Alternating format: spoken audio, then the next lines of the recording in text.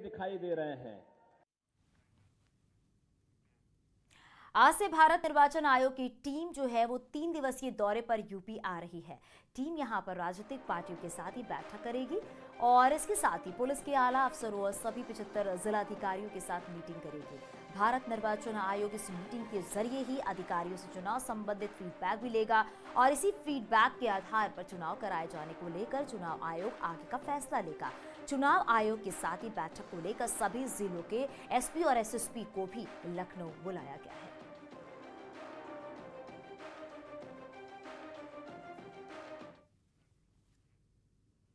आगे बढ़ते और बात करते पीयूष जैन मामले में डीआरआई की एंट्री ने शुरू की है पूरे केस की जांच। जल्द ही ईडी भी शुरू करेगी इस पूरे मामले की जांच। सूत्रों के हवाले से खबर मिल रही है छापेमारी में करीब 200 करोड़ रुपए कैश मिले हैं। टीम ने 23 जिलों की अगर बात करें आपको तो लगातार टीम ने 23 किलो सोना भी जब्त किया है। 600 लीटर चंदन का तेल भी मिला है। तो छापेमारी में डीआरआई की एंट्री हो चुकी है। इस पूरे मामले की जांच की जा रही है और डीआरआई ने इस पूरे मामले की जांच शुरू कर दी है।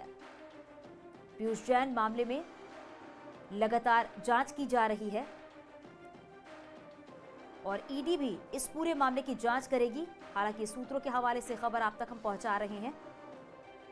टीम ने 23 किलो सोना भी जब्त किया है और कई अहम दस्तावेज भी जब्त किए गए हैं और उन अहम दस्तावेज के आधार पर भी कई और बड़े खुलासे हो सकते हैं।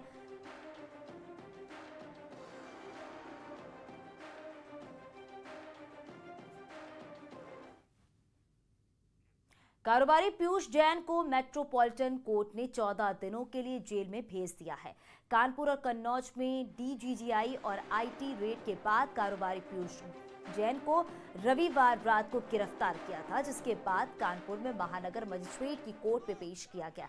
सरकारी वकील के मुताबिक 31 करोड़ 50 लाख रुपए की टैक्स चोरी में पकड़ में आई है। वहीं छापेमारी में करीब 200 करोड़ कैश और 23 किलो सोना भी बरामद हुआ है।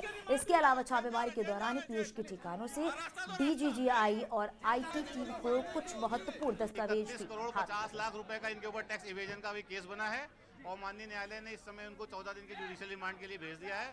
जीएसटी की धारा 132 के अंतर्गत इनको जेल भेजा जा रहा है। अभी इन्वेस्टिगेशन चल रही है और लेटेस्ट जानकारी है कि कन्नौज में इनके यहाँ से कुछ अभी गोल्ड बार्स भी बरामद हुए हैं। 31 करोड़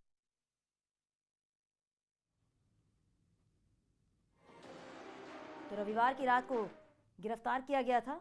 का भी केस बना है और माननीय न्यायालय ने इस समय उनको 14 दिन के जुडिशियल रिमांड के लिए भेज दिया है। जीएसटी की धारा 132 के अंतर्गत इनको जेल भेजा जा रहा है। अभी इन्वेस्टिगेशन चल रही है और लेटेस्ट जानकारी है कि कन्नौज में इनके यहाँ से कुछ अभी गोल्ड बार्स भी बरामद हुए हैं। 31 करोड़ 50 लाख। चलिए अब बात ओमिक्रॉन की करते हैं। ओमिक्रॉन के बढ़ते खतरे को देखते हुए केंद्रीय गृह सचिव ने सभी राज्यों को पत्र लिखा है। लेटर में कहा गया है कि दुनिया के 116 देशों में ओमिक्रॉन के मामले सामने आए हैं। इससे सभी राज्य उचित कदम उठाएं, त्योहारों के दौरान भीड़ रोकने के लिए पाबंदियां लगाने पर विचार करें। स्वास्थ्य मंत्रालय ने आदेश दिया है कि कोरोना रोकथाम प्रबंधन को लेकर जारी दिशा निर्देशों का सख्ती से पालन हो। फेस कवर, सोशल डिस्टेंसिंग, जरूरी सार्वजनिक जगहों पर थूकने पर रोक लगे। सभी डीएम को निर्देश दिए जाएं कि वो कोरोना गाइडलाइन का पालन सुनिश्चित करें और अगर जरूरी हो तो धारा 144 लगाए। उल्लंघन करने वालों के खिलाफ डिजास्टर मैनेजमेंट कानून के तहत कार्रवाई की जाए।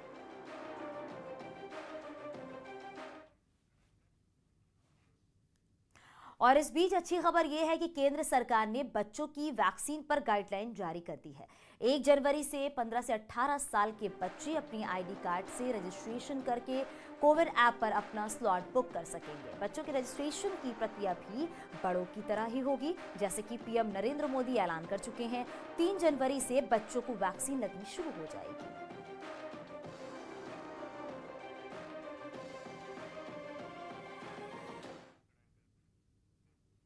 पश्चिमी यूपी के युवाओं को आज बड़ा तोहफा मिलने वाला है। देश का 62वां और प्रदेश का 5वां आईटी पार्क का आज मेरठ में लोकार्पण होगा। केंद्रीय राज्य मंत्री राजीव चंद्रशेखर इस हाईटेक आईटी पार्क को प्रदेश को सौंपेंगे। मेरठ में वेद व्यासपुरी में 20 करोड़ रुपए की लागत से बने इस हाईटेक पार्क को काफी खूबसूरत बनाया गया है। आईटी पार्क के बनने से उम्मीद है कि करीब 200 कंपनियां यहां आएंगी। आप इन तस्वीरों में देखिए कि किस तरह से शानदार बिल्डिंग यहाँ पर बनाई गई है। आईटी पार्क बनकर तैयार है। ग्रीनरी के साथ इस आईटी पार्क का निर्माण किया गया है। बड़े बड़े अक्षरों में लिखा हुआ है STPI, यानी software technology park of India. अब तक देश में 61 आईटी पार्क हैं और ये आईटी पार्क 62वां आईटी पार्क है। प्रदेश में लखनऊ, कानपुर, प्रयागराज और नोएडा में आईटी पार्क है और अब मेरठ में ग्रीन कैंपस के साथ ये आईटी पार्क बनकर तैयार हुआ है। 2.5 एकड़ ज़मीन में इस आईटी पार्क का निर्माण किया गया है और अब इसके उद्घाटन की बारी आ गई है। बीजेपी की सरकार बनने के बाद डाली गई थी, आखिरकार उसने मूर्त रूप ले लिया है। आईटी पार्क बनकर तैयार हो गया है। कैमरा पर्सन अभिषेक शर्मा के साथ उमेश श्रीवास्तव, न्यूज़ 18 मेरठ।